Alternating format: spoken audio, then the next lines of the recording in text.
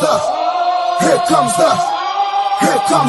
don't really want it like that. Yeah. Here comes the.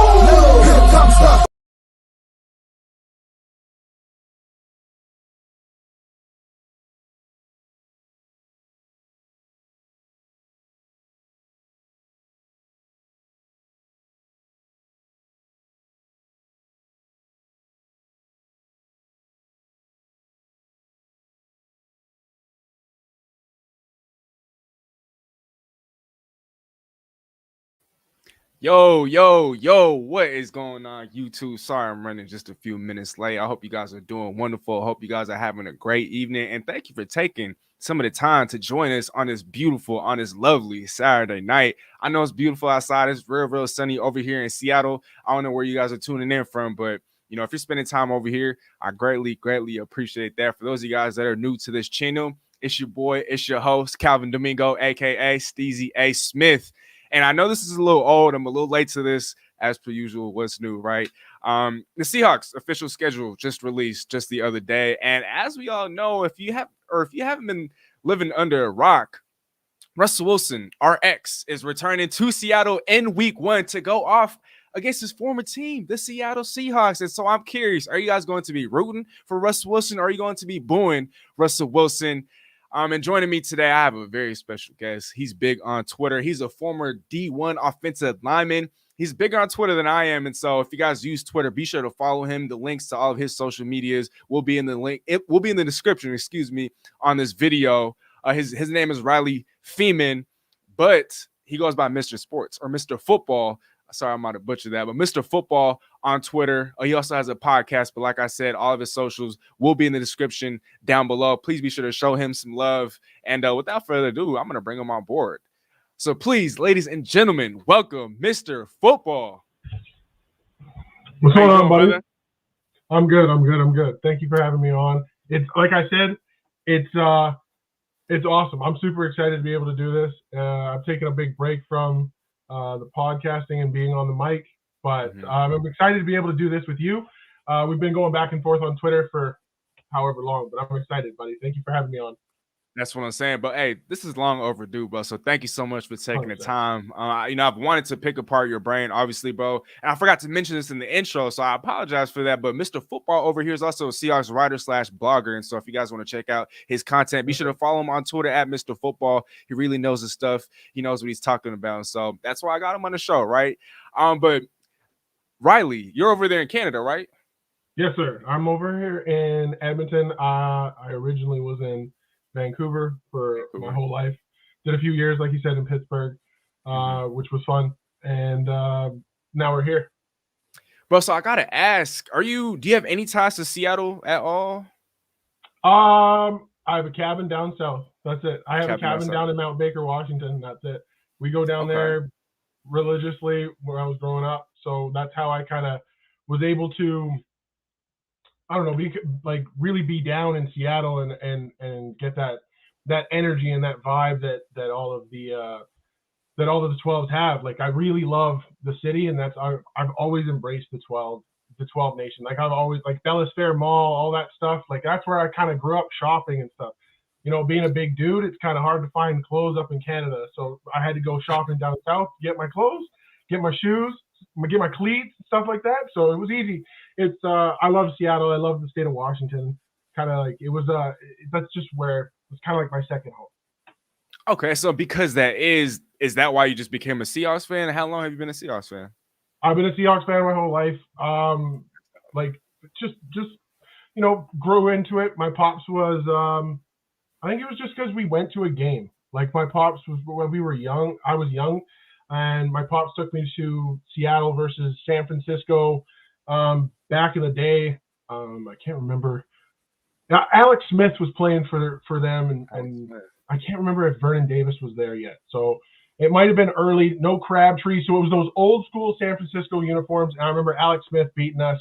He had a big long run backside as me and my pops were leaving. Like, we had to leave a little bit early just because it was getting late. I was young, so like I said, like that was where it kind of just took off for me. And then beast mode, and then the runs that just took off. That's where I was like became a we really, the fandom really blew up for me in like the 2010 through 2015, 2016 era, and then like now I'm where I'm at because I love the Seahawks. That's just like, and now we're just stuck. Now I'm just stuck with these guys for the rest of my life. Oh man, bro. Well, hey, it's lovely. It's dope to have you over here on this side, bro. The 12th man obviously is the best fan base, not just in the US, but in the entire world. So, happy to have you on this side, bro. Man, let's just get right into it, right? So I gotta ask you off the rip, week 1, first, are you gonna be there? And then 2, are you cheering or are you booing Russ? So I was like almost preparing somebody asked, or somebody had replied to us on the tweet, and I was almost preparing an answer. So I was thinking the best way for me to answer this is I'm booing him. I'm going to be booing him during the game. Okay. As but that's just the competitor, like in the competitive nature that kind of comes out sometimes when I'm, being a fan. But pregame, he's still Russ. He's still the guy that we've loved our entire lives, our entire Seahawks careers, this entire 10 years. It's been a fantastic run. He's going to run in, and we are going to cheer for him. It's going to be, we're going to love him. He was always, like you said, you said it earlier on Twitter. I remember seeing it, but he's always been our guy. Like, he's always been a bit of a dork, or that goofy kind of character guy that we always were like, oh, corny was the word. Corny. He's the cornball, but like he's ours. He was ours. He's Denver's thing now. I'm happy, moving on from where we are. We got the maximum value. Russ wasn't going to re-sign. Like, I'm at peace with the situation. Denver fans want to go back and forth about everything, and it's just, I can't. It's nauseating. We're at a point where it's just different, and I'm excited for where we're at as Seahawks fans, and as just what John Schneider has done and reinvigorating the energy and stuff like that. I'm excited where the Seahawks are at. Russ is where he is. So to answer your question, am I booing? I'm booing him during the game. So when everything kicks off, I'm booing him during the game, but in pregame, I'm cheering for him. I'm excited for the new era. That's what I am, and moving on from Russell Wilson is just that's the way we're going to be able to do it. All right, well said.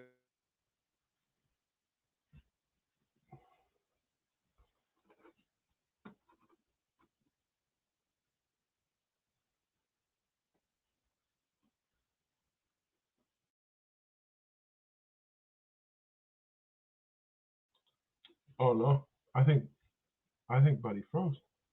I think my guy froze. Either that or I froze. So if anyone, I have no idea what's going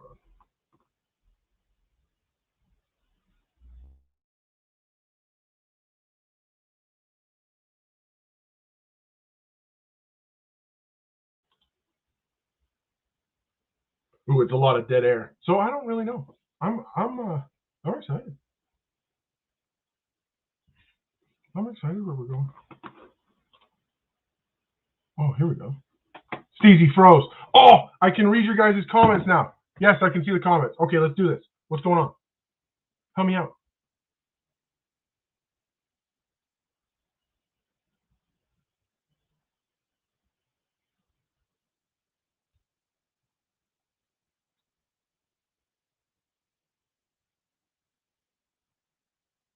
Alex Stewart. I'm upset because I swear I have a jersey curse. I finally gave in and got a Russ jersey after trade rumors died down last offseason. Like 5 months after I get one, he's traded. Oh, I'm sorry to hear about that, buddy. Oh, that's brutal. That's brutal. I have to update. Listen, I got one for my little one. My little one's got a Russ jersey. Now what am I supposed to do? I gotta pass that down. Like, he's got a Russ jersey. Russ jersey gonna be in my family for a few more years.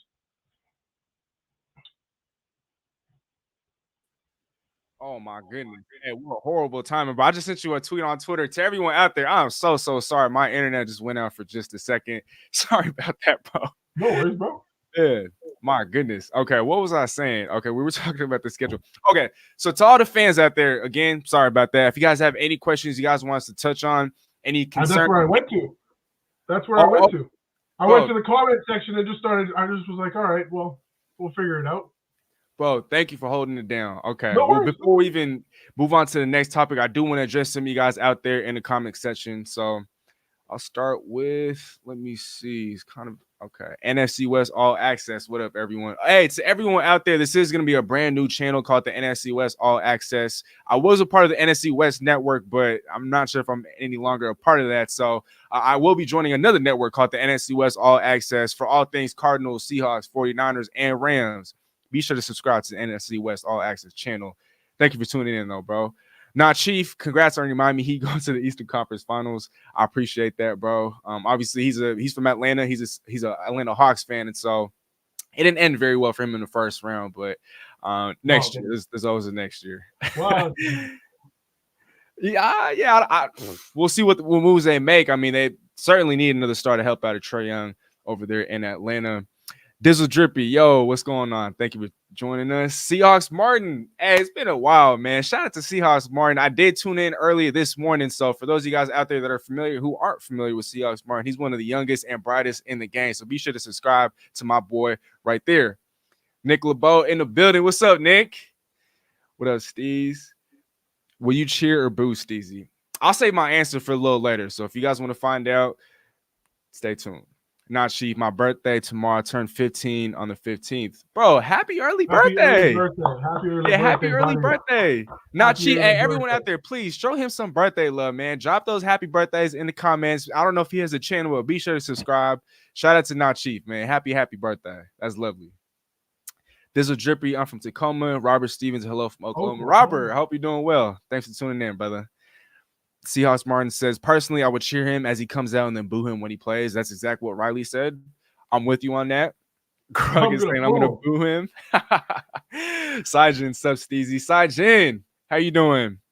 Dude has been an instigator ever since joining the Broncos. Oh, 100%.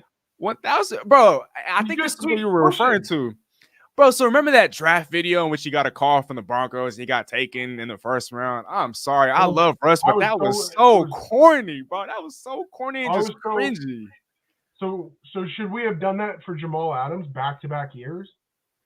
Like, I mean, we're going to throw – like – It's so Pete was talking about him. Pete was talking about, yeah, Jamal's our first-round pick, but we didn't go all, you know what I mean, whatever Russ did. Like, that was – I'm sorry, Russ, but that was a little too much, my man. That was a little too much. It's because it's still because he's like a little self-conscious of how ugly his or how ugly it was when he first got drafted. Oh, my man dropped to get rid of those memes. He wants to get rid of all those memes. He's done. He can't get rid of it. Every draft year, it's got to come up. Russ in that video come up every draft year. He's got to get rid of it. Hey, I can't even blame him if that's his reasoning. So,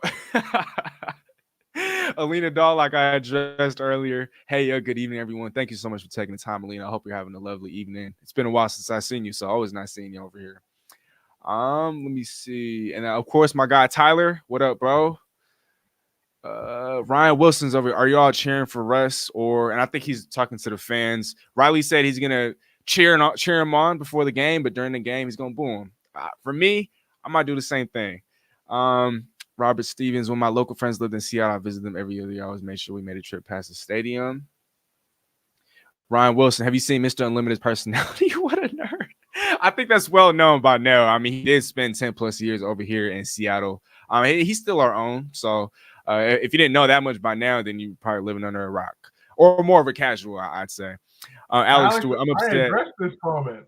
Oh, okay. So I don't gotta touch on that. Can Mr. Football see our comments? I did. But he can. Yeah. Went dark. This is when you went still, and then I was like, oh no, I'm wondering if it was my Alberta, Wi-Fi, No, that's me, bro. I don't know why, but my Wi-Fi router just went out. I think I might have knocked it over or something. Okay. Okay, so we'll get back to you guys in the comments. It'll take too long for me to address each and every single one, but Riley, I'm going to start with, let me see here. Okay, so we already asked this question. Are you cheering or booing Russell Wilson in his return to Seattle? But outside of week 1, which matchup on the schedule are you most looking forward to? And the schedule is down below. It's kind of tickering all over the place. I'll start off, though. For me, I'm looking forward to our first matchup against the LA Rams. I think, man, let me go back on the website. Sorry, y'all. Let me see. So we're playing the Rams, our first matchup. Okay, so week 13. Week 13 is our first matchup. That's going to be in LA. And I'm surprised because that's not prime time. I was on the Boelt about a week ago, and I was chopping it up with Squad, but we were giving out our schedule predictions before the schedule came out. And I told him, and I might be crazy for this, but I told him that we would have 4 primetime games. I was expecting one of the Rams and Seahawks games to be a primetime game because it's Bobby Wagner. It's usually a Thursday night game. That's what right. Yeah, we usually see it in a Thursday night game, but I don't know. I don't really follow like the craziness of the schedule making and the priors to it because everyone wants that. Everyone wants to be the person that leaks it first. And there was like a troll. We just saw it like on Twitter. That guy got like 10,000 followers and then went crazy. Yeah. Like, what are we doing out here? Like, so I wasn't trying to get into the hoopla. So I'm very happy that I have the opportunity to sit here with you and kind of go back and forth about but I think it's usually a Thursday night. So we kind of missed out on one, but you're maybe giving it to maybe these AFC West matchups that you got 4, like every game in the AFC West is going to be an absolute bloodbath, in my opinion. Oh, always. I mean, the NFC West isn't any longer the gauntlet that it once was. I feel like the AFC West is kind of taking over that, that title, but the NFC West is still one of the top 2, top 3 divisions in all of football. 100%. Make no mistake about it. But actually, let me put out a visual for you guys. So I was looking for this, but so here's the schedule right here. So real quick, a quick rundown. Week 1, obviously, we're hosting the Denver Broncos. Week 2 in San Fran against the Niners. Week 3 at home versus the Falcons. Week 4 in Detroit. Week 5 in New Orleans. Week 6 at home versus the Cardinals. Week 7 in LA at SoFi versus the Chargers. Week 8 at home versus the Giants. Week 9 in Arizona. And then week 10, we're in Munich, Germany, to go up against the Tampa Bay Buccaneers. Week 11 is a bye. Week 12 at home versus the Las Vegas Raiders. Week 13 in LA.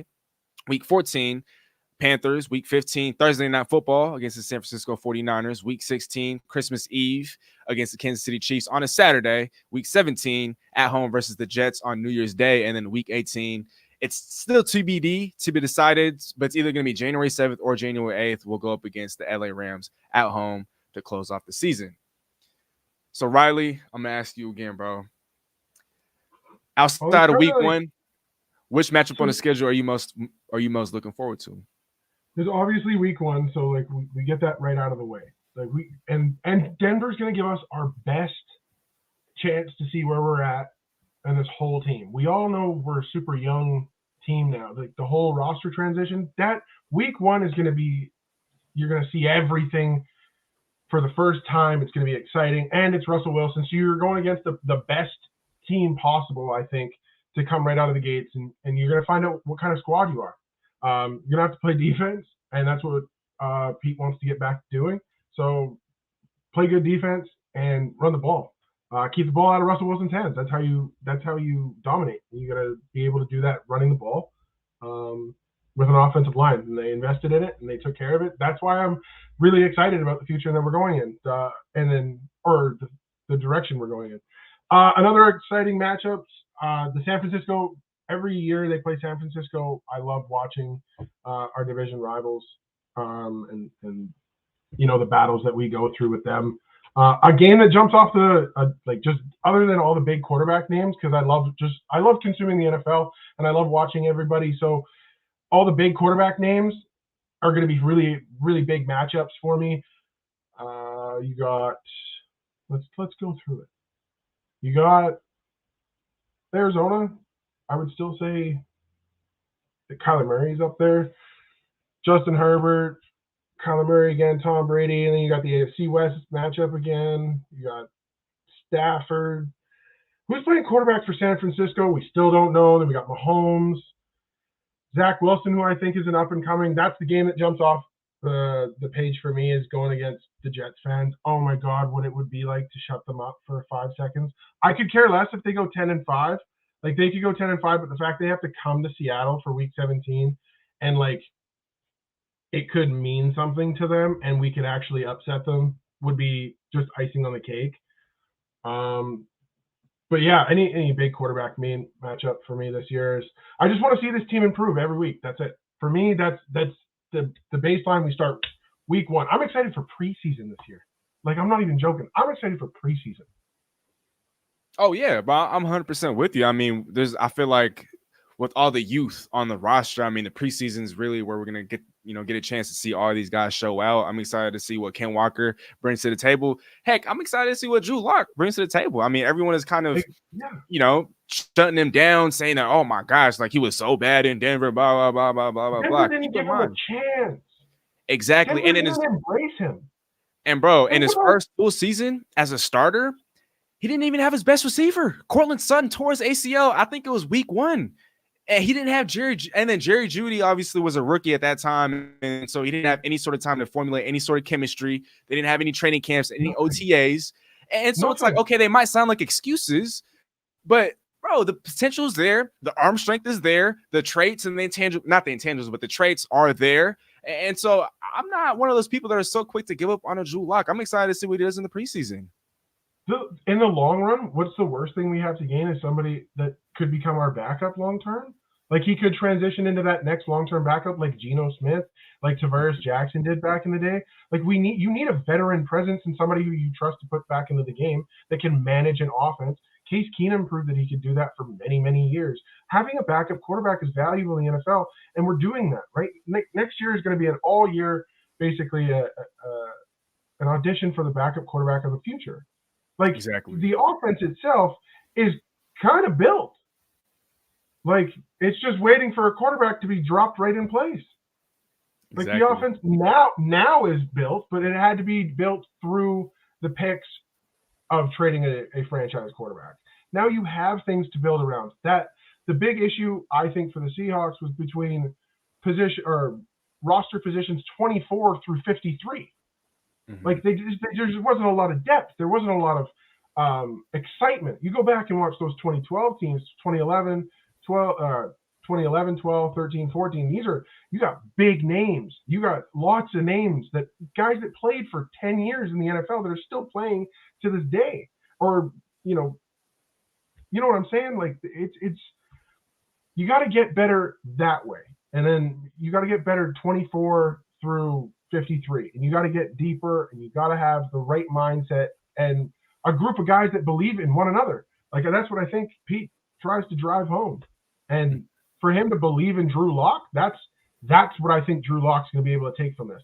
Somebody that's going to believe in him as a person, as a quarterback, is going to be able to give him the leash to, and Drew's going to be like, oh, this is brand new compared to what I had in Denver.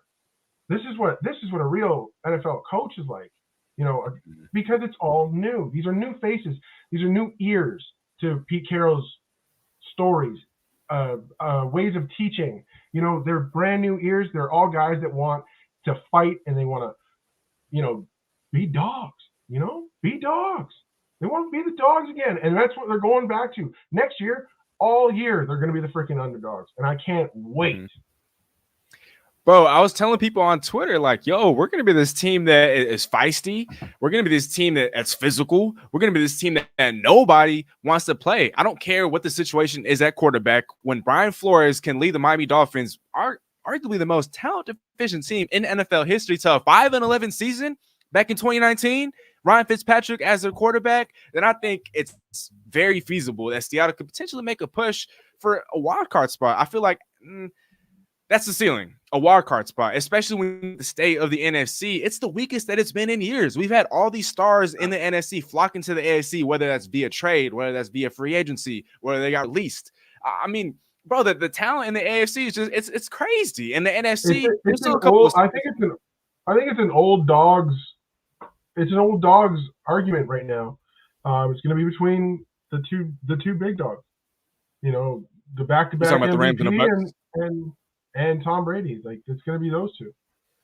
Oh, exactly. How many times people repeat it? That's what I'm going to get. The Rams aren't repeating. In my opinion, Rams aren't repeating. McVay's smart. He's out in like a year. He's going to go back. They're going to do the whole 1 year thing. They're going to be all happy. And they're going to look at, McVay's going to seriously look at money. 10 years, $375 million, $37.5 million to announce football games.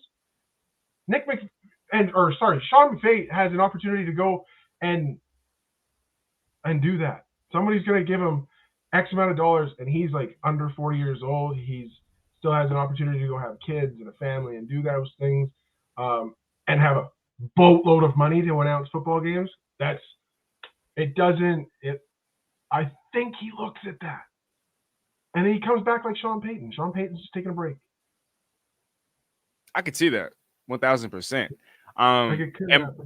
But my brother's in the building, and Ask Squabble says, if you guys aren't already, please be sure to hit that subscribe button. Show my brother some love, man. But he's talking about how he's going to be cheering for Russ. I think we're all going to be cheering for Russ before the game, but come the game, he's going to be getting a lot of boos.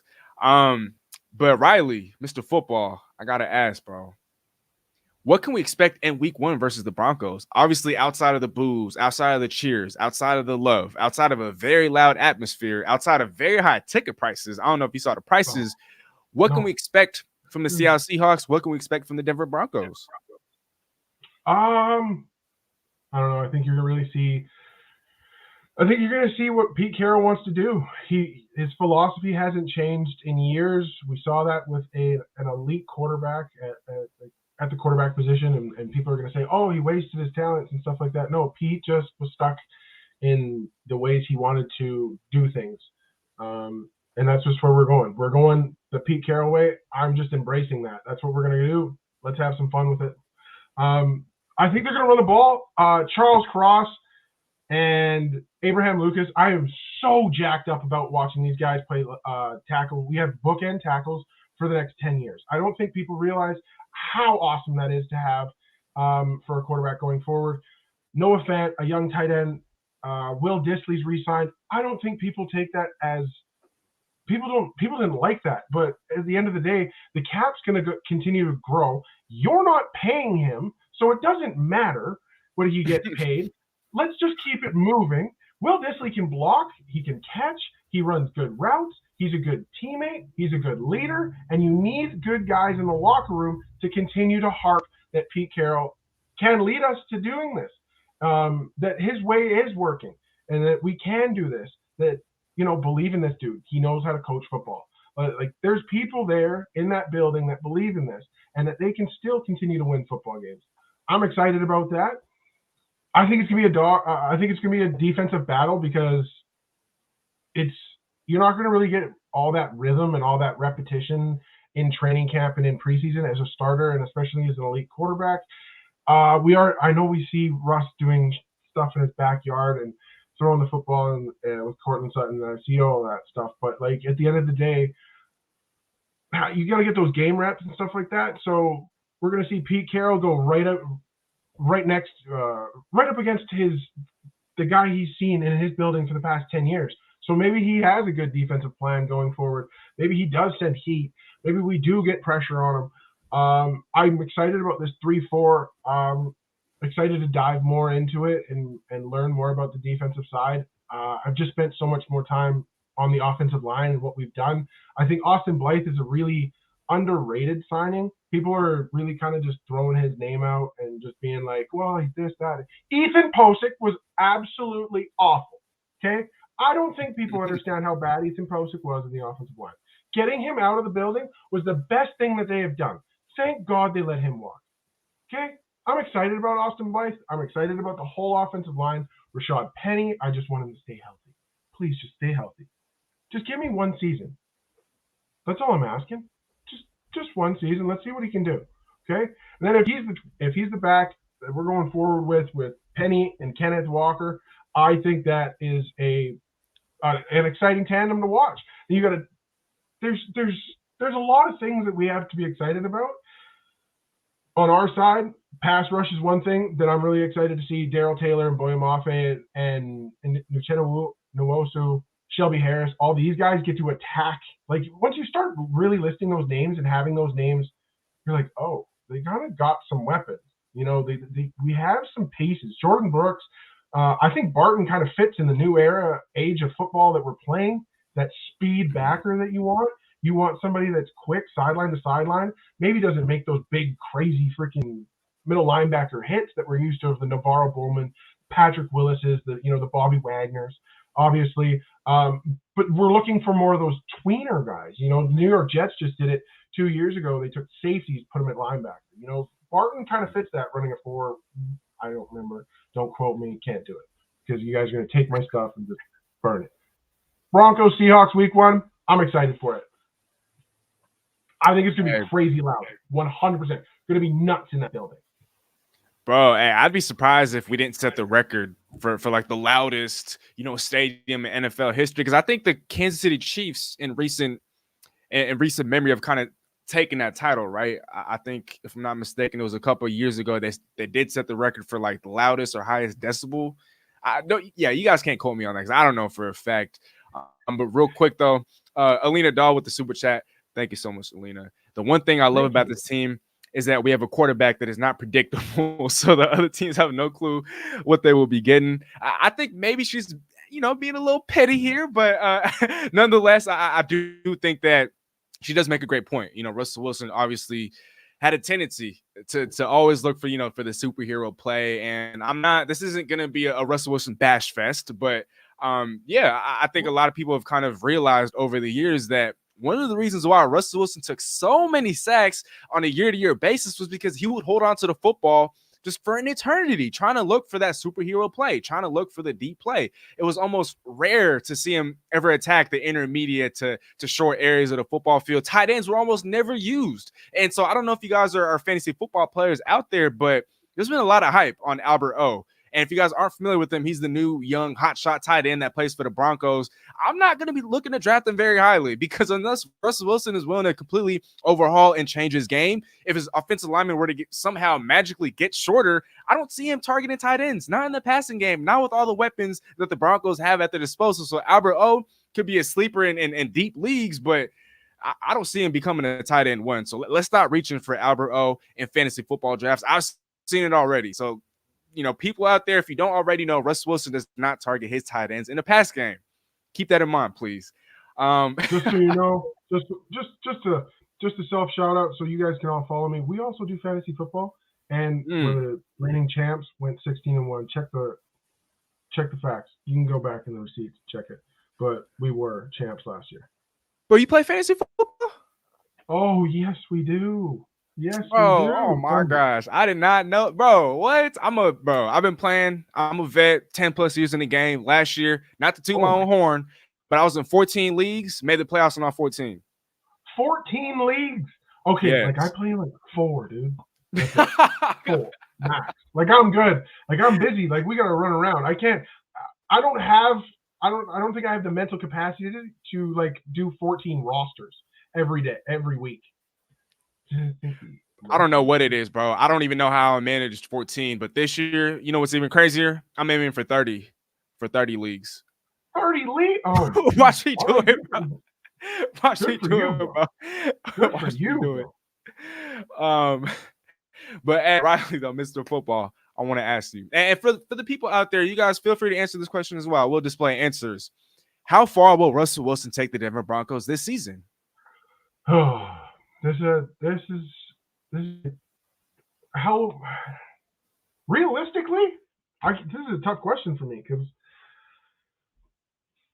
realistically, he can take them as far as that defense takes them. To be honest, like I really, there's so much pressure on them. There's so much pressure when that trade happened. The amount of pressure that Russell Wilson now has on his shoulders to take them just to the playoffs is ridiculous. Like it's crazy, and he's in such a difficult division, and I don't think people realize that. Like the Chargers made improvements, the Chiefs are doing things the right way by getting younger year by year. They get rid of. I think they made underrated signings in the secondary. They got super young at free safety and strong safety. I understand Tyrann Mathieu had lost, but like they got two elite two guys from the Texans that are really good. It's a tough division, and it comes down to how much can they protect them. Does Nathaniel Hackett just let Russell Wilson do whatever he wants, or do they? What kind of scheme is it? But Russell Wilson is what he is. He's not going to get tight ends over the middle. He's not going to be working seams. He's not going to be doing that stuff. He's going to be working the outsides. He's going to be trying to hit the deep ball, and it's going to be play action game. He's not going to be trying to do anything differently than what he did in Seattle. He's just got different weapons now. He's just got a different location, which is colder. Like I didn't understand why Denver was such a his number one, why that was it, or if it was just Seattle was able to get so much from Denver in return. I think we'll look back on this trade as awesome, in my opinion, but that's just me being optimistic. He's expected to take them to the playoffs. They're top 5 in the Super Bowl odds in the offseason. So let Denver Broncos fans have what they want this offseason. Sure, you guys can probably your over under, I think, for wins was 10.5. So for Denver, are they going to hit that over? That's tough for me to say. It's super tough for me to say because it's got to come down to how that defense it's a new coaching staff. It's a new quarterback. It's a new scheme. It might not work. What if it doesn't work and it looks awful? They could go 6-10 or 6-11 in that division, in the AFC. They could, but they could also go 11-5 and be the 2 seed. See, Riley, the way that I look at it, I think, for the most part, Denver's defense did return, a majority of their core starters on defense. And this defense finished as a top 2 scoring defense. They finished as a top 10 defense in terms of yards allowed. And as far as points per game allowed, I think they were also top 10. And I think we can expect a leap, forward from a Pat Surtain. That secondary was very stingy. And for the most part, offensively, those guys are coming back with a major upgrade at quarterback. And so I think with Seattle, it's ironic because now we're the Denver Broncos. I feel like we kind of have everything that we need, both on offense and defense. We could use additional depth at linebacker. We could use additional depth in the secondary at corner specifically. We could use additional depth at pass rush. But for the most part, I think we have a complete team outside of the question marks at quarterback. And so we've kind of flip-flopped with the Denver Broncos. But with the Broncos, I understand Russ is playing in a division that's arguably the best division in NFL history. I mean, the AFC West this year, again, call me crazy, but I think they're sending all 4 teams, barring injury, to the playoffs. And so with Russell Wilson, he has experience playing in the toughest division of football. He's done that in Seattle and in the NFC West for the last who knows how many years it's been that way in the NFC West. But I just think that they have all the ingredients with the not Nathan. What was his name? Nathaniel Hackett. Thank you. With the Nathaniel Hackett, I'm not saying he's the driving force, but he is one of the reasons why Aaron Rodgers is a back-to-back MVP winner in the last couple of years. I mean, we saw in Aaron Rodgers before that, he didn't look awful, but before the arrival of Nathaniel Hackett, people were questioning, is Aaron Rodgers, is he washed up? Is he past his prime? Is he getting old? But as soon as Nathaniel Hackett comes in, wins back-to-back MVPs, they go 13-3 2 consecutive years. And so I'm not saying he's going to do the same thing with the Russell Wilson, but I do believe that he's going to, I don't know, there's going to be growing pains, no doubt. But I feel like offensively, he also has a whole bunch of weapons, Devontae Williams, Melvin Gordon. And their offensive line, I don't know, maybe that's the biggest question mark on their offense. But I think with Nathaniel Hackett, he's going to help to open things up for Russell Wilson. And so I'm expecting them to easily make the playoffs. I'm expecting them to finish with 9 to 10 wins. I think with the over-under being set at 10.5, that's a little too high for me just because, there are going to be growing pains. They're not going to have the chemistry down, off the rip. And so it'll be interesting to see. But there are some people out there saying that, they hope the Broncos miss the playoffs, so that makes our Broncos pick next year look even better. But I think that's unrealistic. No team with a healthy Russell Wilson with a defense that good is going to miss the playoffs. I mean, it might get bounced in the first round, but I think the ceiling is most definitely the Super Bowl. And I think it was about a month ago. Super Bowl, 100%. Ceiling Super Bowl, 100%. But I think their basement is a lot worse than people think because of the struggles that I think Russell Wilson could have. You know what I'm saying? Things change. I don't know, just the atmosphere, everything about the trade. You got to work things into it. Maybe I'm just thinking too much, but maybe that's me being an optimistic that we're going to get a higher pick too. Like maybe I'm just scared. Maybe I'm stuck in my own head that I want them to be bad. So, but I really hope Denver enjoys it. Like I'm still going to be watching Russell Wilson. I love the NFL. That's, like I think we both kind of share that love and passion for the NFL. And I absolutely it doesn't matter what happens. I'm super excited to follow this new storyline. Now we get to follow Russell Wilson's chapter in Denver. However, when he goes to the Hall of Fame, everyone's going to remember him for what he did in Seattle as well. So I'm excited about that. He's still forever our best player in franchise history. But I'm rooting for them to be bad this year. I'm very much rooting for them to be bad. See, here's where I'll push back, though. But before I do that, Alina says, I always say this, players that leave Seattle don't realize how good they have it until they leave. I agree. Grass isn't always greener on the other side. Hence the return of a Quentin Jefferson. Hence the return of a Justin Coleman. They had their best years in Seattle, among other guys. But guys also stay in Seattle. Like, I'm pretty sure Doug Baldwin, Cam Chancellor, KJ Wright, all these guys still live in Seattle. Like, Richard if Sherman I could be wrong, Sherm still has a house still there. These guys still raise families there. It's a nice place. Washington's I like the people in Washington. Like Seattle's a cool place to be. Maybe it's money. If guys got to go get paid, guys got to go get paid. And John Schneider didn't like to break out money in negotiations. We always had stalls in these big guys' negotiations because I think John Schneider does his job well and tries to get the best value we can, and he uses I think John Schneider went through something and he made a comment, but I think it goes back to their background in drafting guys. If you look back, there was a weird statistic and I can't remember. All these guys stayed home and played in there. Like a lot of their guys that we played drafted in this draft. The Charles Cross, Abraham Lucas, Kenneth Walker might be the only one that didn't, but all these other guys stayed home. So what John Schneider and Pete Carroll are trying to do is establish that new era of guys that want to stay here and that new generation, that 10-year guys, like, so he can convince them to stay in that home feel, that ability to keep people in the home and love that. That's really what that's what we're trying to get. All right, well, Riley, before we go on to the next question, I want you to offer a rebuttal. So Alina Dahl over here is saying, I disagree. Our best player of all time of the Seahawks is Steve Largent. What say you? Steve Largent never brought us a Super Bowl. What? But some would say that Russell Wilson was third in the pecking order as it pertains to that one Super Bowl that we have. Some would say that was beast mode. It was the LOB. It was the defense. We can do that, but we all know that a quarterback is a very important position. Russ also led us to 10 years of winning. How many times did he lead us in comebacks? Go back and look at he's a first ballot Hall of Famer, I believe. Like easily.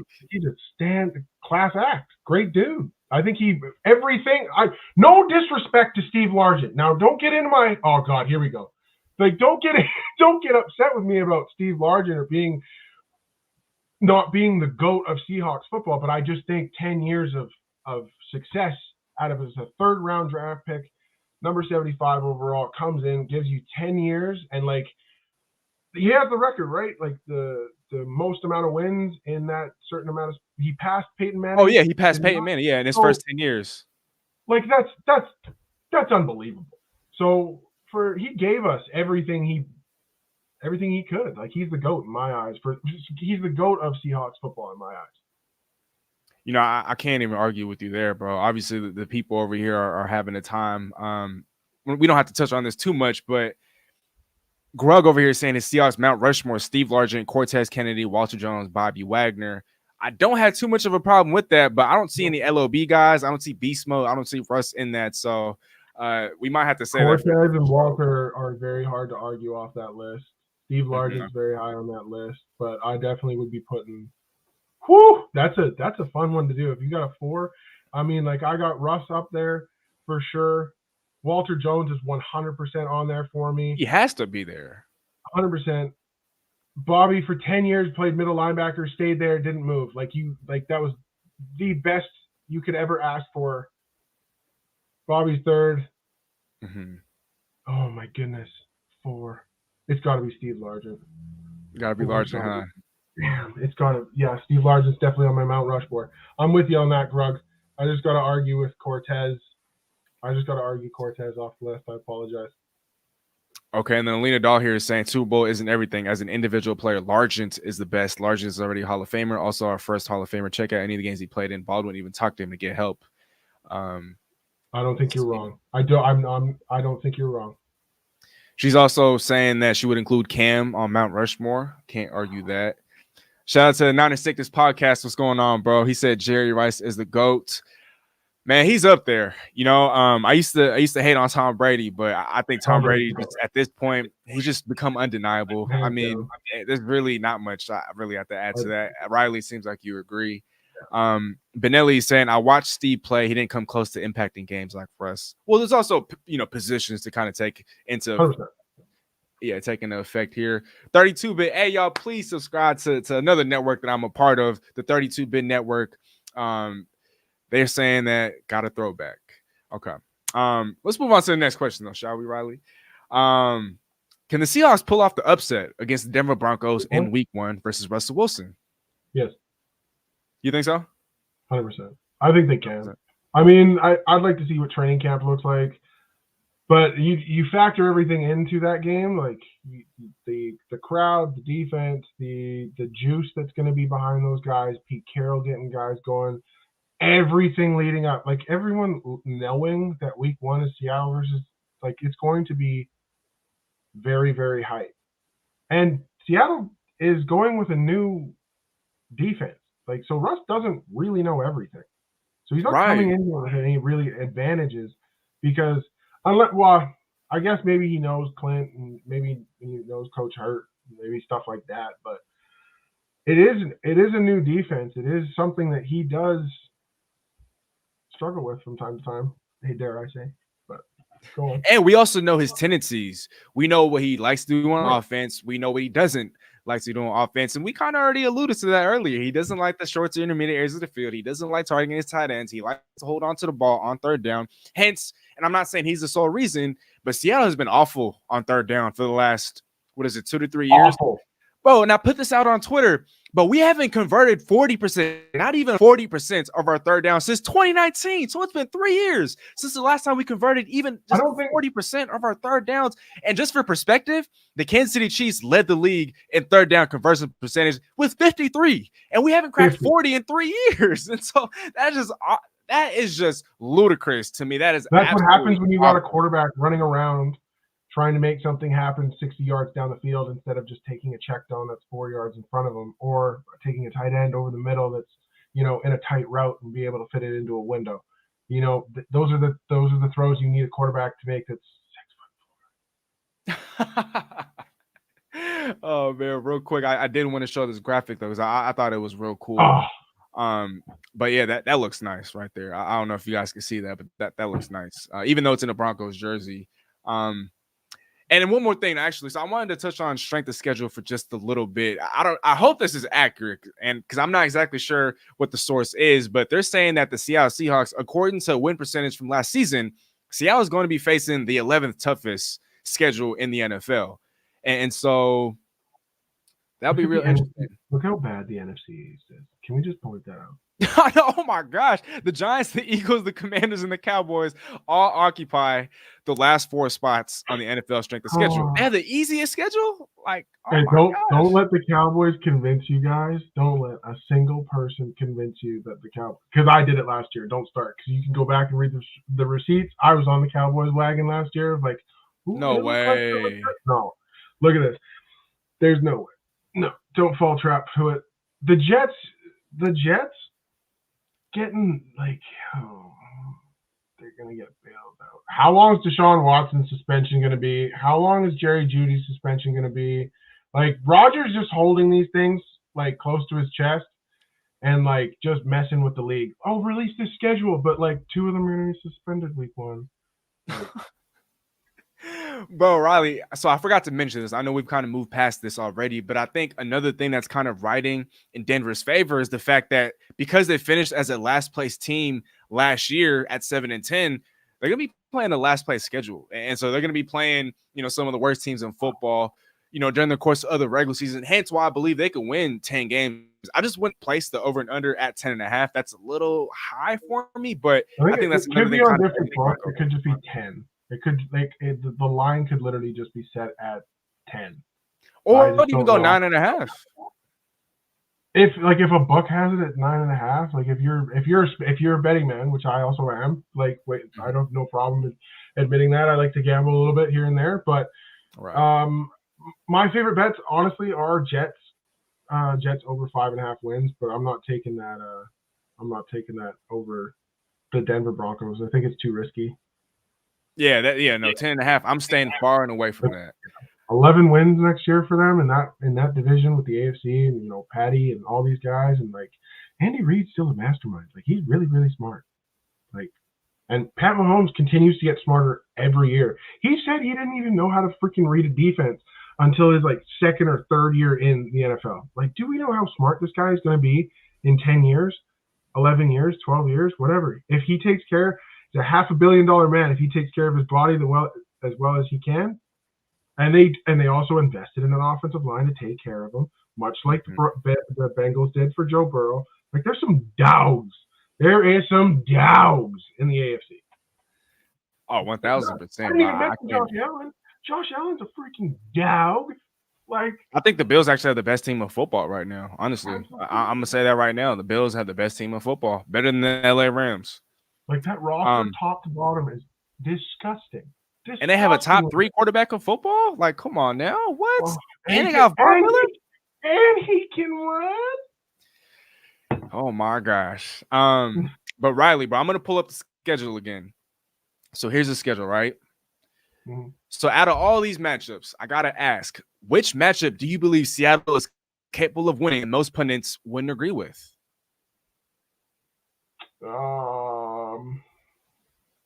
People are probably say the New Orleans game, traveling down to New Orleans at 10 a.m. Man, the New Orleans game for sure. I'm staying as far away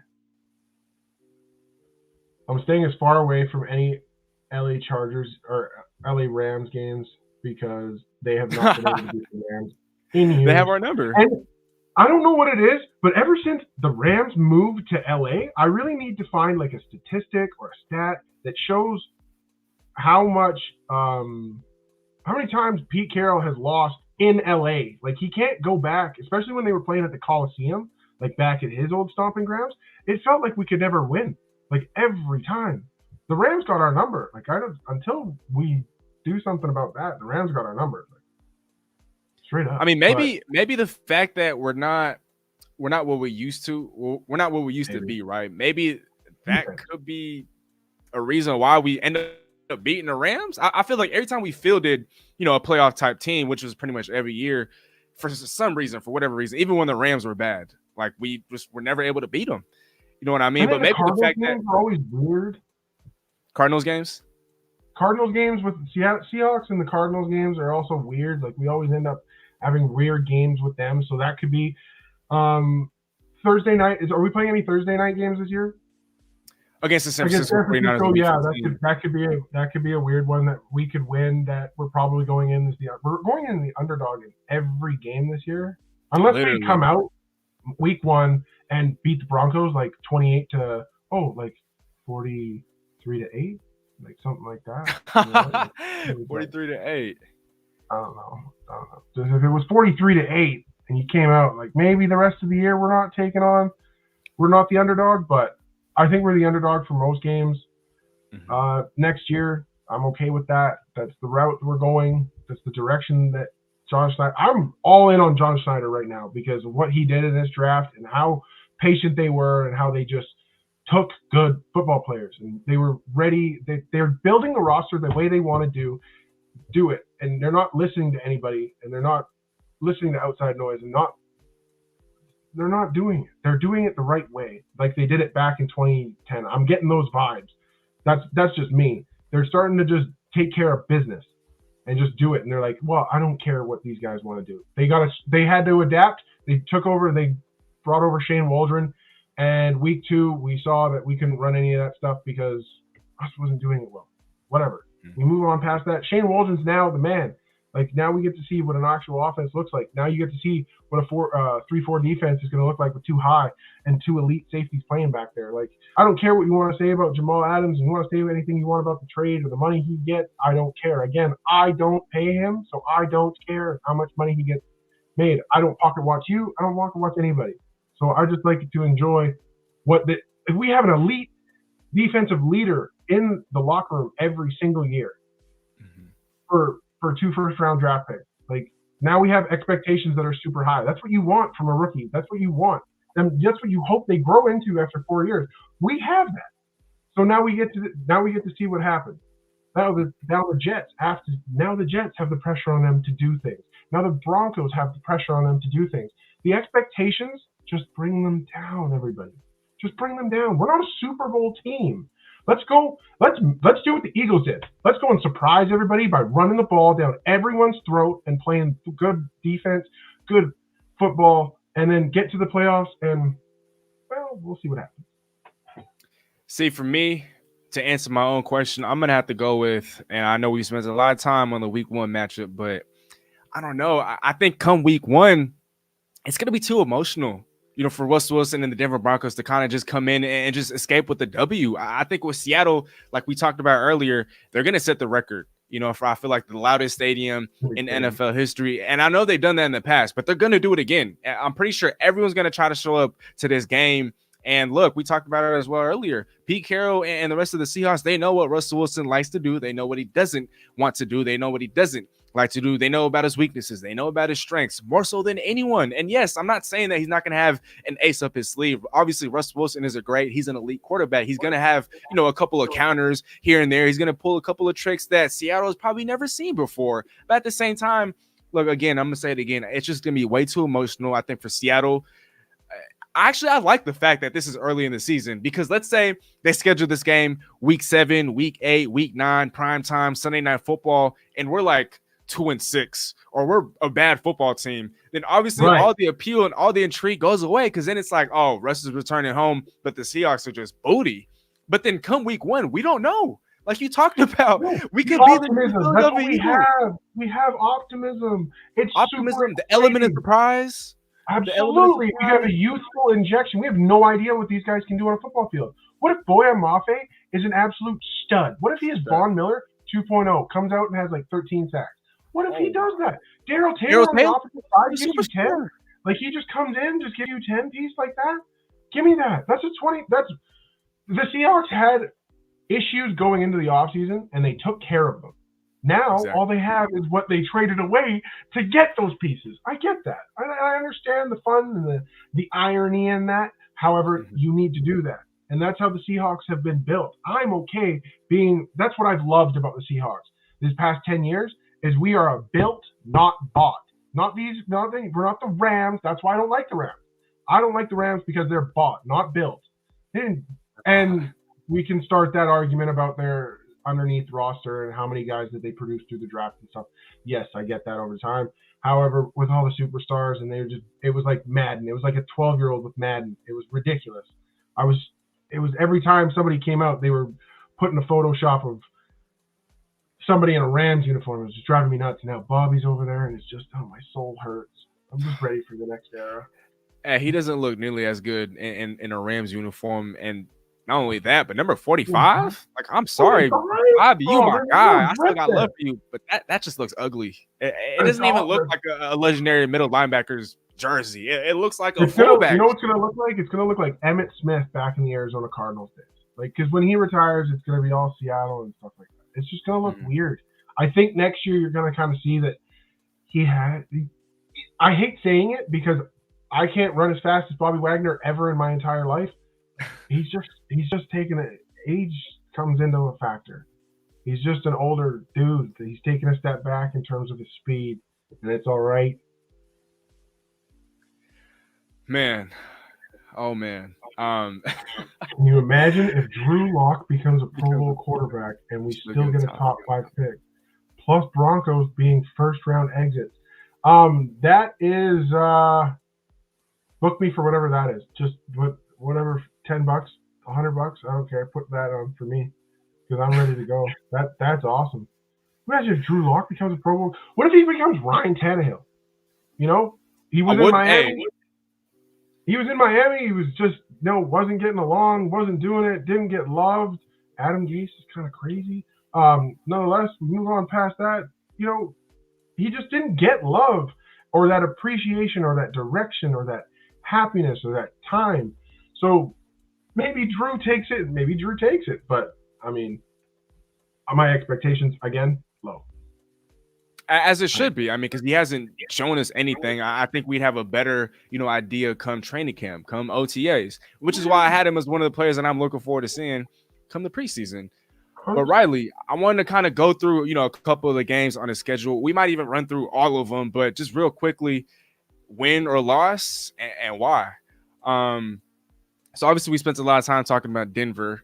Week 2 at San Francisco, September 18th at 1:05 p.m. Pacific time. Any thoughts? I mean, you don't even have to give a thought on who you think is winning or losing, but just anything you want to say. Huh? Who do you think's playing quarterback for them? Man, well, there's a couple comments here on the side here. I'm saying so. Niners podcast. What if Trey Lance plays like a Pro Bowl quarterback? He also said that the Rams are the Yankees of football, which I agree with. But I mean, I go back. I follow a few 49ers guys, like guys that are easy to have conversations with and stuff like that. But it doesn't look great about what they're doing at quarterback. They don't feel confident in what they're doing at quarterback, I think. Maybe Lance just doesn't have maybe he's just not putting it where it needs. Somebody said arm strength, which, I mean, like, you're crazy if you don't think that kid has arm strength. But he needs to take something off of it. He needs to have some touch. He needs to be able to put something, he needs to take something off of the ball. And for me, maybe they just keep Jimmy for one other year because they have a window. They have a really good championship window right now. What's wrong with just running it back with Jimmy? If they do, I don't know. I think those games are great. And if Jimmy Garoppolo is playing quarterback for them, I'd love to see Diggs take one back, and that keeps it a close game. Like, that's just me though. If Lance plays, I don't know. That's a dual threat 3-4 defense. I have no idea what we're going to look like. I'd like to. There's some things I want to see. I'd like to see them establish the run every week. I think with us, if we were to play against a Trey Lance, we have more athletes, especially on the edge with the Darrell Taylor and Nwosu, who, a matter of fact, actually played with a torn pectoral last year and still finished, I think it was 12th in the NFL, ahead of guys like Von Miller in the regular season in pressure rate and pressure percentage. I think he's super another underrated signing. I think Shelby Harris is a damn nightmare. I think they're going to give him green light, like Michael Bennett, green light creativity. Like move him all over the formation, like, in the middle, on the edge. Chill, crank, whatever you want to do to, like, knock some things off here. And this 3-4, be the big dog in the middle. They're going to let Puna be a little bit more in there and do his thing. I'm excited what they can do defensive line-wise, because they went from not having a very talented or we weren't very optimistic about the people that were in our room.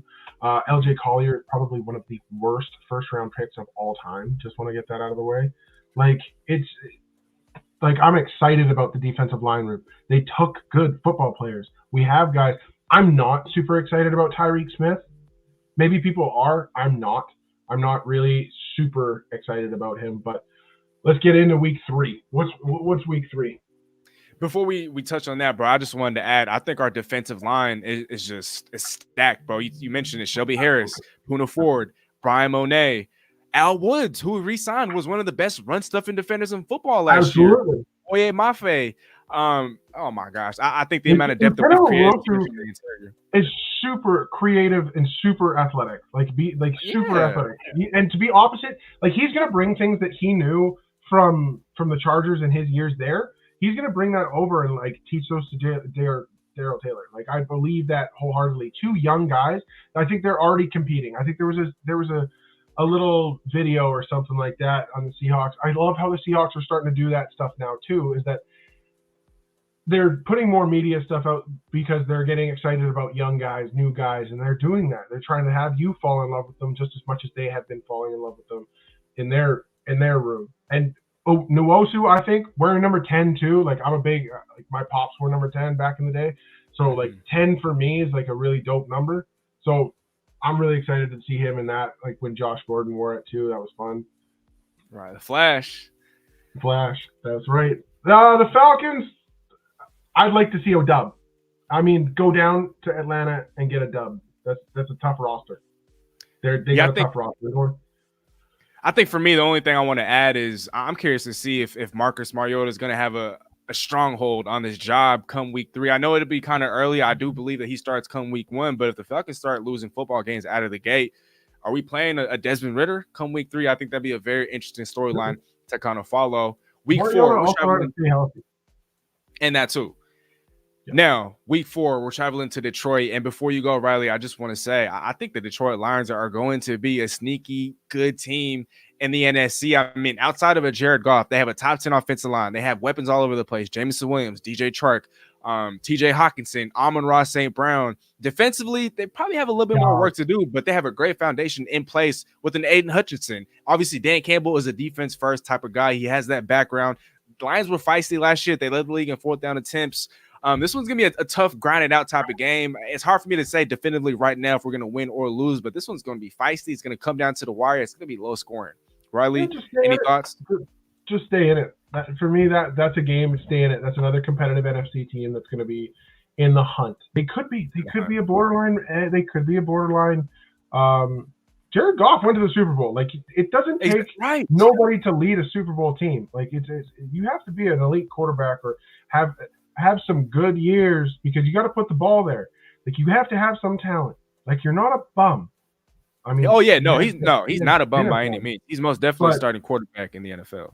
Absolutely, and exactly, and he's proven that he's a starting quarterback in the NFL.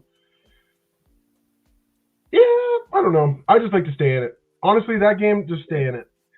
And you'll be happy. Traveling to me. I mean, Diggs being a former Detroit Lion and us robbing them for like a 3rd and a 5th or whatever Diggs came for. I mean, that's for me. Week 4. Just want to say what's up to Jake. What up, Jake? Thanks for tuning in, bro. Now let's move on to week 5. You touched on this earlier, so Riley, we'll start with you, but this one's going to be a tough one. Yeah, absolutely. I think so. I think New Orleans is prepping to go for a run here. I think they're going to be top. They want it. At least they're going for it. I don't think Jameis Winston's as bad as everyone expects or everyone believes or the memes go out. I get it. I think he's just a funny dude. I really just think that's the person he is. I think he's just and he's comfortable in the personality that he has. He's a competitor. He works hard. He busts his ass. I think he prepares really well. And you need to be all of those things to be an elite quarterback and be a winning quarterback in the NFL. I think they can be a 10-win team in the NFC. So I would say, for some reason, they got Tom Brady's number. I have no idea. Other than the playoff game, they got Tom Brady's number, so they're going to be in that. They're going to be in that fight. For me, I think they're going to be in that fight. I think they're going to be a good. Get this: K9 run a 4.38 at 211.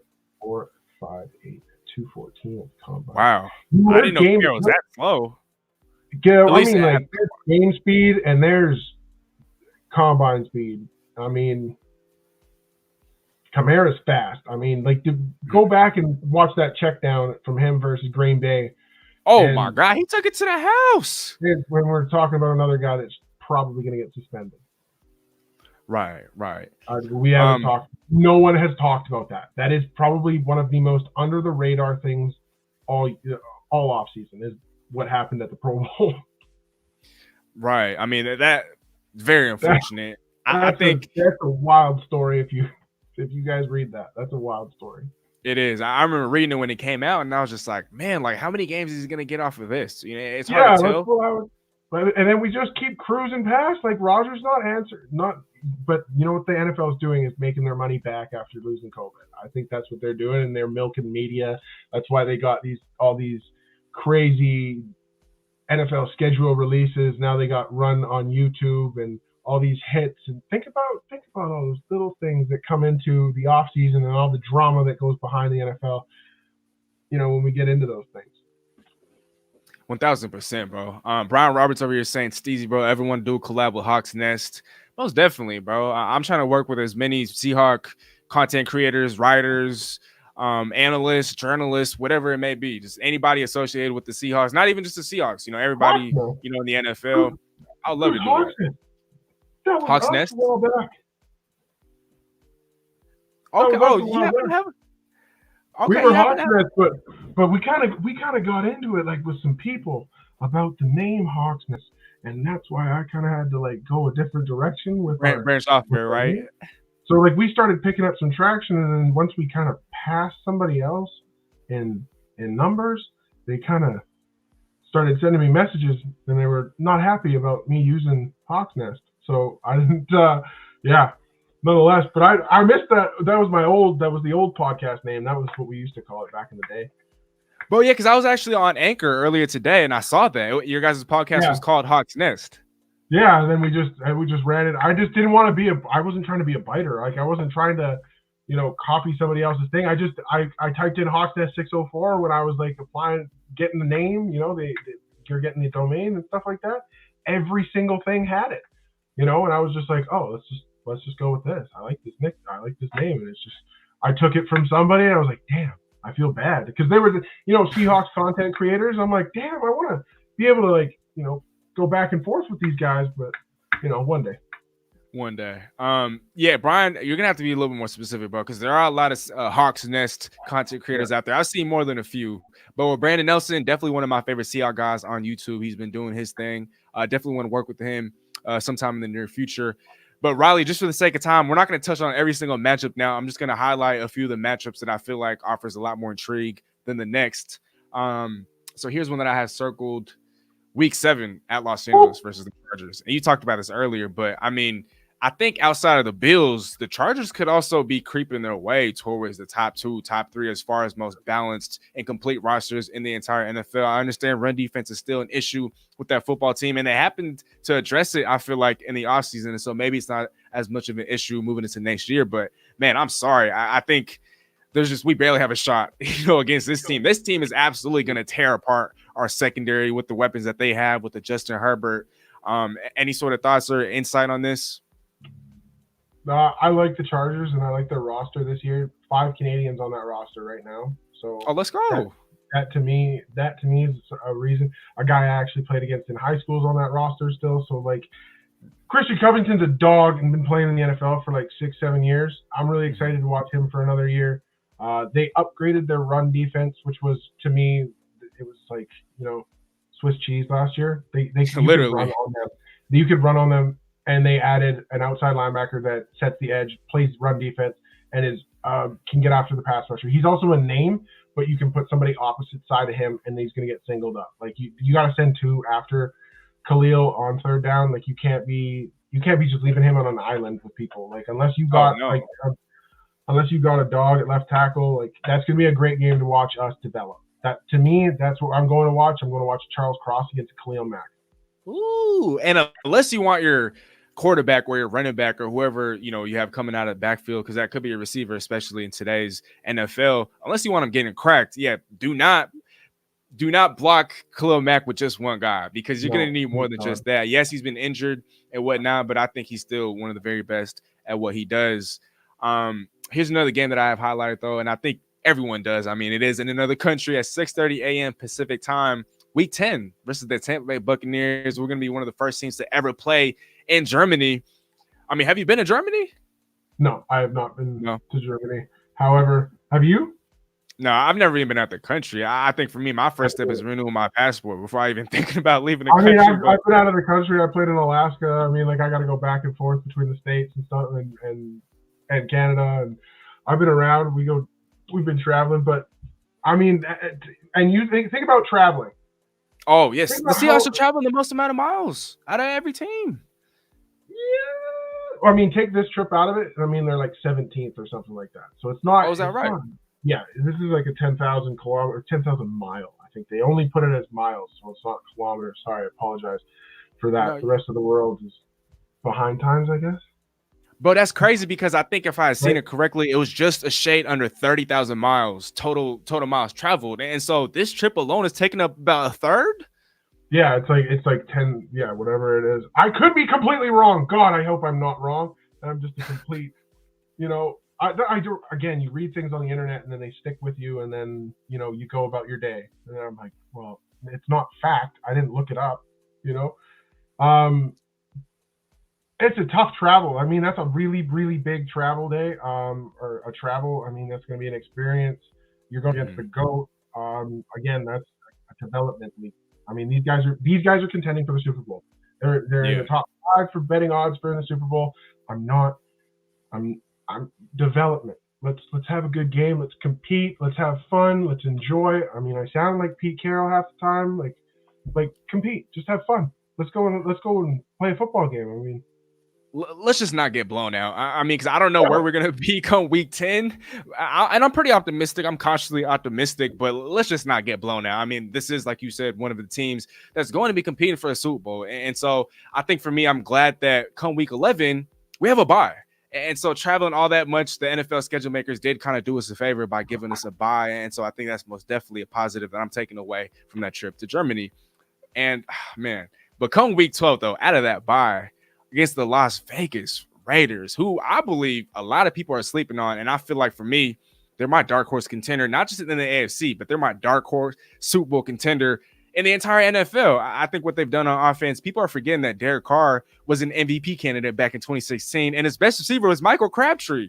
And now he has the best receiver in football. He has a Darren Waller, top 3 tight end in football, a Pro Bowler in a Hunter Renfrow. His offensive line needs some work, but defensively, I thought they made strides. Chandler Jones and a Max Crosby, that's a top 3 pass rushing duo in all of football. And so this is most definitely another matchup that I'm looking forward to, but definitely a game in which I hope we don't get blown out, because the amount of firepower on that Vegas offense, it might be a little too much for us. But any additional thoughts? McDaniels too. Right. No, you're good, bro. With the McDaniels, yeah, he had a rough start in his first head coaching stint with the Denver Broncos back in the 2010s, but he didn't have too much to work with. You live and learn, right?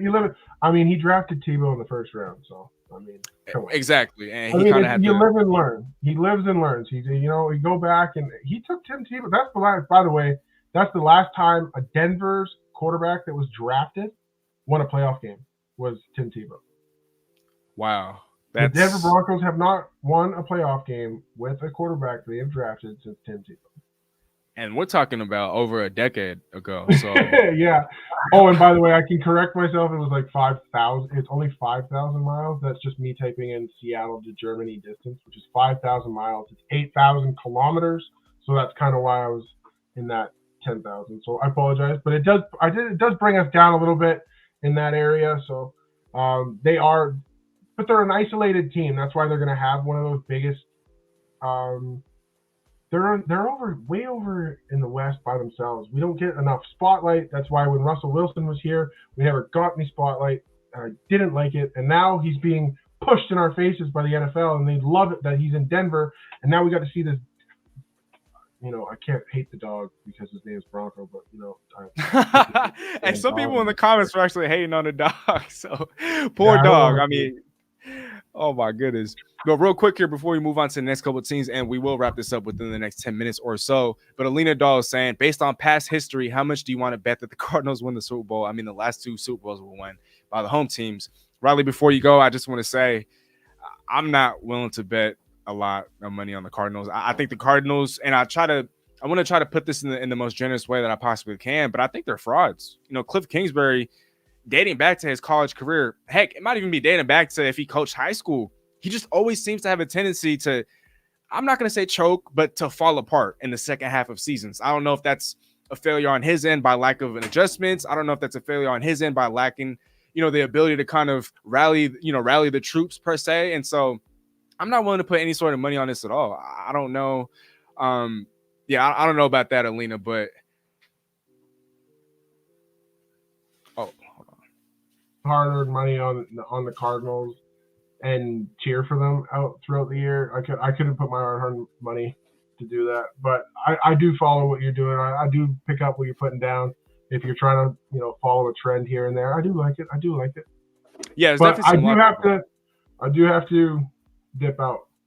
No, you're good, but I did see your message. So I'll wrap this up, but we're not gonna end it just here yet, folks. But man, Mr. Football, bro, Riley Feenan. Again, thank you so much for taking the time. Buddy, I bro. appreciate you having me on. No, of course, bro. Any plugs, anything you kind of want to shout out to the audience before you go? No, if you guys just follow me, it's just the Twitter handle right there at M&R Football 604. Just hit the follow button. I'll follow you back on Twitter. The blog's in the description, YouTube channel, all that stuff. All that stuff is in the link tree. If you guys press those buttons, you press the subscribe buttons, then everyone needs those. I appreciate any support, any feedback that you guys can get. I do really like the blog that I'm able to put out. I've been having a blast doing that. So if you guys are able to give me some feedback on some of the draft analysis that I've done, some of the pre-draft stuff that I did, and the optimistic, I'm just trying to keep if you guys are looking for more of a positive sports corner, a little bit more of a, it's not negative. We're trying to keep it positive. I have a good group of people that are out there that I retweet, and we have good interactions. We just try and keep it as positive as we can, and we're trying to keep it as optimistic as we can. We're not trying to be sucked into the negative mindset and then, you don't have a quarterback and you don't have this, that, and the other thing. You're going to hear, your opinions are going to be heard, and I interact with most of the people that interact with me.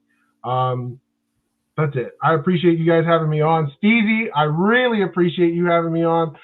It's been a blast. I do have to go put the little ones to bed, as you guys probably hear, but I got to put the little ones to bed. Everyone just got back from the park, but I appreciate you having me on, bro. Anytime. You guys just give me a holler. And if I'm off, I'm talking about the Seahawks, or I'm thinking about the Seahawks. It's Seahawks 24/7 with me. All right, ladies and gentlemen, that is Riley Feenan, Mr. Football on Twitter, Seahawks writer / blogger, has a big following on Twitter, so be sure to follow him there. I have all the links to his socials in the description down below, so please be sure to show my man some love. Riley, it's been an honor. It's been a pleasure to work with you, bro. We will do this again soon, and I hope you have a great rest of your night. I appreciate it. You guys have a good night. Yes, sir. Take care, bro. All right, y'all, and then there was one. I am looking to wrap this up within the next 3 to 4 minutes or so. And so I'm just going to break down, let's see, one more matchup. Actually, I can't skip over this one. In LA, SoFi Stadium against the Los Angeles Rams. Like I talked about at the top of the show, why wasn't this game prime time? I mean, Bobby Wagner going up against his former team isn't going to garner or generate the same sort of headlines that a Russell Wilson return to Seattle. I think that's a slap in the face. I think that's just absolutely disrespectful of a Bobby Wagner. Now, I wouldn't be surprised if Seattle or if the NFL were to flex this into a primetime slot, which I believe they most definitely should, especially if Seattle is going to be hanging around, the wild card type of race, or maybe if they're not as bad as people think. I think this is most definitely a game to watch out for. This game will and can and should be flexed into a primetime slot. Mark my words. Another game that I'm looking at, week 16 at the Kansas City Chiefs on Christmas Eve, 10 a.m. Pacific time, going up against the high-powered Chiefs. I don't know if you guys have watched it, but about a month and a half ago, I did kind of question Kansas City and their standing in the AFC West. Now, I'm not saying right now that they're still the worst team in the AFC West, but man, they definitely had one heck of a draft. So I'll be real curious to see where Seattle stands as it pertains to their record and where Kansas City stands as it pertains to their record, because they're not just going to be able to just go through the AFC and act like it's a cakewalk like it has been for the last couple of years. The AFC is so stacked this year. I mean, you guys all know that, so I'm not going to dive any deeper. But one more matchup that I do want to touch on before we start to wrap things up here, Week 17 versus the New York Jets. I feel like for whatever reason, Seattle's always picking up either Jets players, or we're always doing business with the Jets. So the Jets are always kind of snatching up our players. And if I'm not mistaken, I did see someone in the comment section kind of touch on that.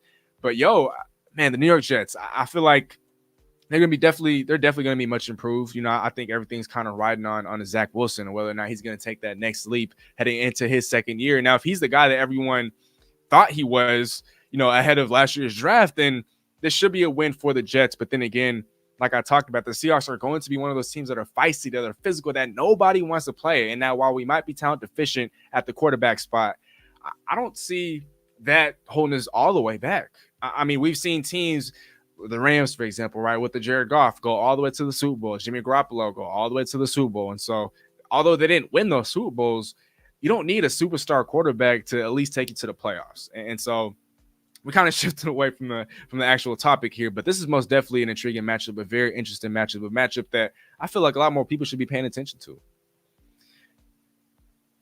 Oh, this question was for Riley. We don't have to get into that. But yeah, you guys, I'm going to address some of you guys here in the comments before I do call it a night. Thank you so much again for taking the time to join us on this Saturday evening, now Saturday night. This has been an absolute blast. And sorry for that connection error that I had at the top of the show. That obviously kind of hindered things just a little bit. But please, go on to the description. Please be sure to show my man some love, Riley Feenan at Mr. Football on Twitter. You can also find him on YouTube. He has a podcast. I think his link tree is actually on his Twitter. So if you guys use Twitter out there, be sure to follow him on Twitter. Show him some love. He does have somewhat of a following on there, a bigger one than mine. So be sure to show him some love. Definitely a great guy. Like I said, he's a former D1 offensive lineman, and so he definitely knows what he's talking about. Definitely has some credibility on his end. But y'all, I'm going to address some of you guys here before I do call it a night. Niner Sickness Podcast just followed you, Mr. Football. Thank you for doing that. Peace, Mr. Football. Alina Doll. It makes no sense why the LA game is not prime time. Right, you're 100% on the money, Alina, but I do believe if Seattle isn't one of the worst teams in football, that game will be flexed into prime time.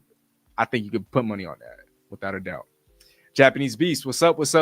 Thank you for joining the live show, bro. Unfortunately, we will be wrapping this up within the next couple of minutes or so, but thank you for taking the time to hop on. Greatly appreciate it. Robert Stevens, hope Chris Carson will be good this year. I don't know, y'all. I think he might be forced to medically retire. You know, obviously, as we all know, Pete Carroll is very optimistic, sometimes to a fault. You know what I mean? He hasn't really spoken on it. There hasn't been any sort of updates or reports on Chris Carson and his neck, and I think that's a very ominous sign. I don't know, and maybe that's one of the reasons why we took a Ken Walker as high as we did in the second round. Alina Dawes, you Steezy forgot the other player on the Cards team, the ref. I did, but I just think, I don't know. I mean, I think the Cardinals are frauds. You know, I don't think Kyler Murray is a top 10 quarterback in football. They're not going to have DeAndre Hopkins for the first 6 games of the season. Obviously, that's going to hurt them offensively. They did bring in a Hollywood Brown, but I don't know. I could definitely see them making the playoffs, but making a Super Bowl run, nah. Outside of a J.J. Watt and a Budda Baker on defense, I don't know. I mean, they don't have a lot there, relatively speaking, of course. Steezy, do you think the Sonics will come back before the Hawks win a Super Bowl? So I think with the Seattle Seahawks, excuse me, I'm butchering. The Seattle Sonics, they're actually set to come back to the NBA within the next, I'd say, 5 to 7 years. And I guess to answer your question, Alina, I'm going to say no. I think Seattle wins a Super Bowl before the Sonics come back to Seattle. You heard it here first.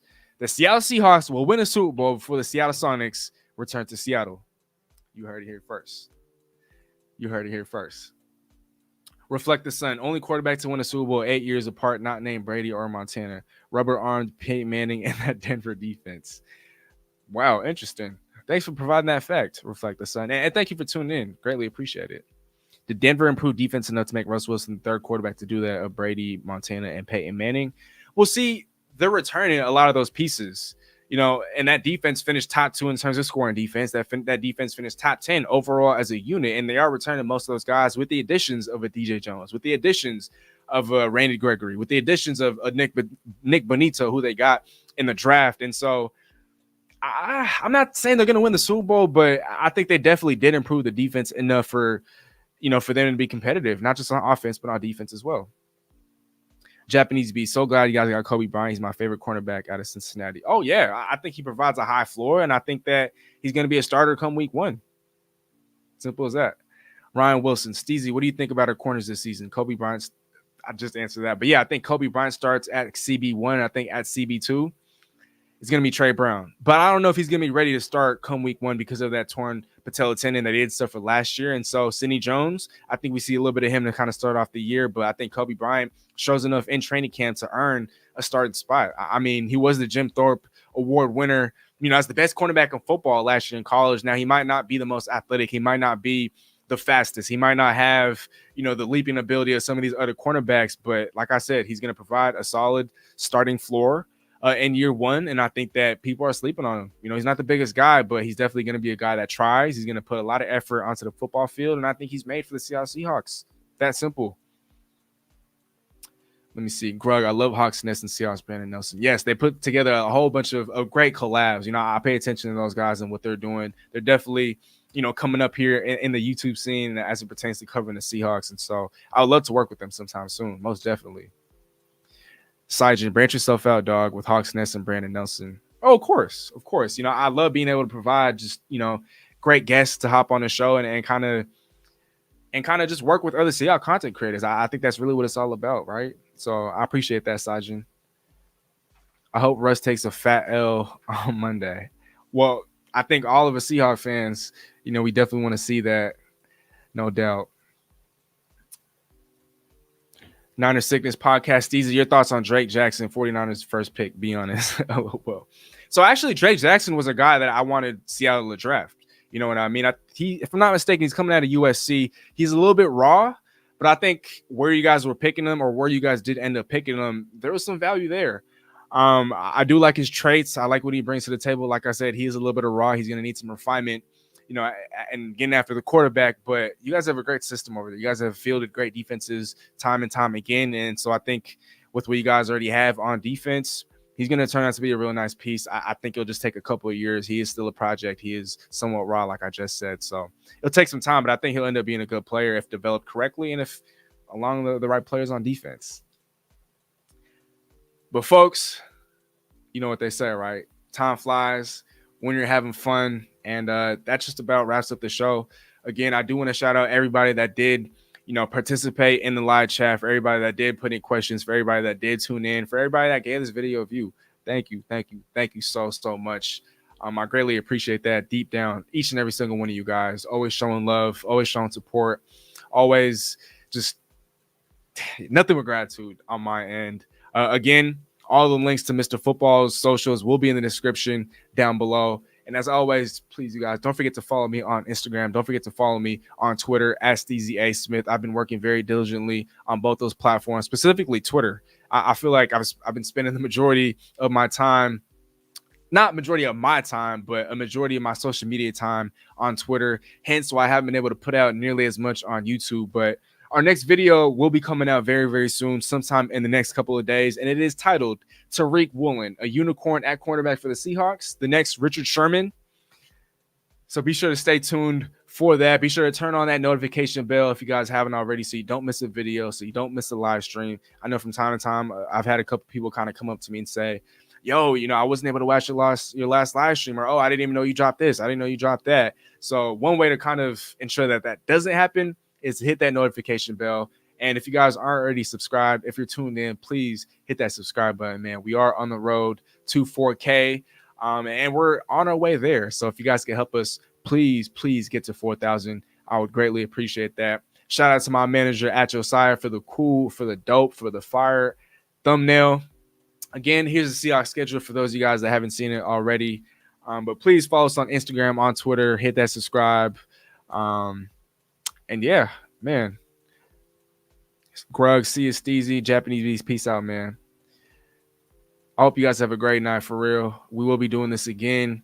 If you guys want to hop on the show, anything like that, be sure to send me a DM on Instagram or on Twitter.